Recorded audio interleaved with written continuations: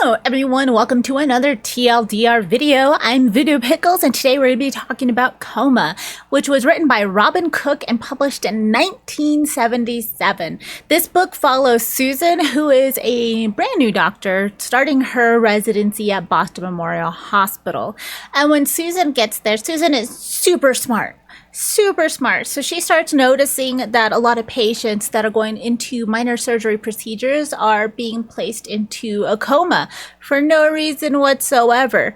So she decides she's going to investigate it, and she convinces everybody around her to let her investigate it. And through all of this investigations, she finds out the cause of all these comas, that these patients are being given carbon monoxide instead of oxygen after they're given anesthesia. So that's what's putting them into a coma. And that part takes a good chunk of the book to find that out. We find out like the people who are supplying specific stealing drugs from the hospital and how they got manipulated into putting these type of procedures into place.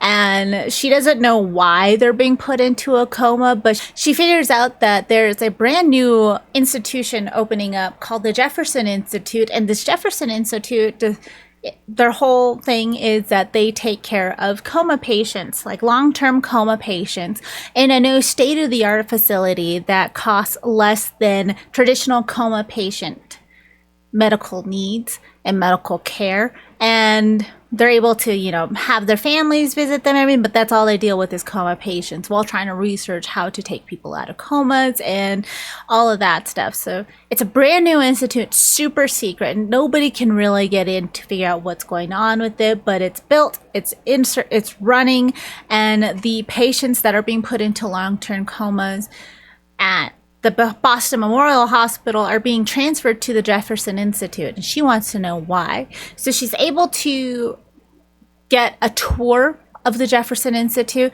where she sees that the people in coma patients are being suspended by their limbs, like through wires and like stuff on it. So they're not in traditional beds, they're being suspended from the ceiling. And this institution uses those wires that are suspended from the ceiling to transfer them to where they need to go for testing or to be staged as in regular hospital beds for when the family sees them, so the family's not like freaked out by their appearance. And like, it's brand new state-of-the-art stuff. It works very well, keeps the patients from having bed sores. Through that, everything else is computerized, and drugs and everything is taken through the computer systems, and it's pretty automatic. And she was like, wow, this is very jarring, but I see the benefits of it.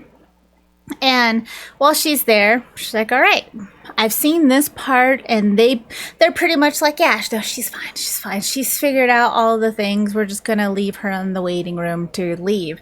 Except she sneaks back into the thing because she has gotten blueprints of the facilities and realizes there's like 2 more floors they haven't showed her.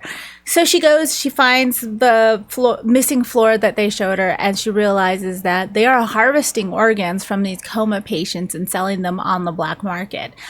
And so it's this huge scheme. And they're going through being like, are these other patients that are supposed to be put into comas from these other various hospitals, have they been put into comas yet? When should we expect their arrivals?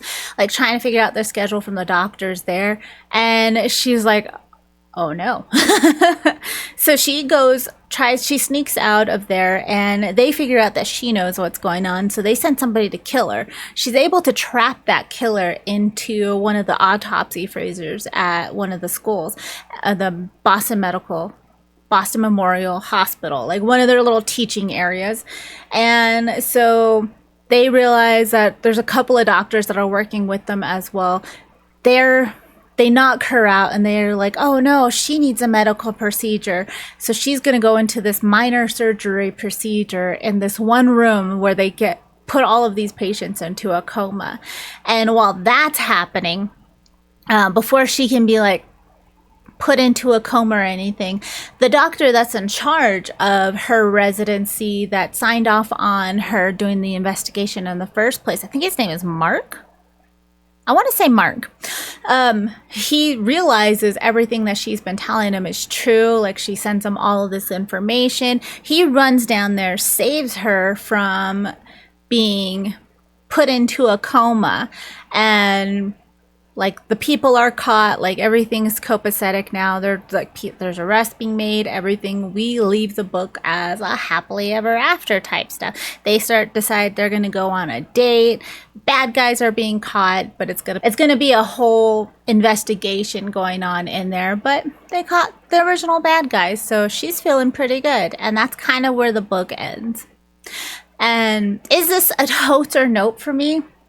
I rated this book a 3.5 out of 5. I enjoyed it. It was written in 1977, so there's a lot of sexism in this book from that are like they're very sexist against Susan because she's a woman doctor, and that was, I guess, very rare at the time. So there's a lot of sexism put into it, and she's a pretty girl who's really smart, so that kind of plays into it. Everybody's just like, she's really dumb because she's really pretty. So if that irks you out, then it'd be a note, but I think it's a totes for me. It was a lot of medical procedure, a lot of medical talk into it, but I enjoy mystery novels. So I enjoyed that. There was this whole setup. It was just this whole wide thing.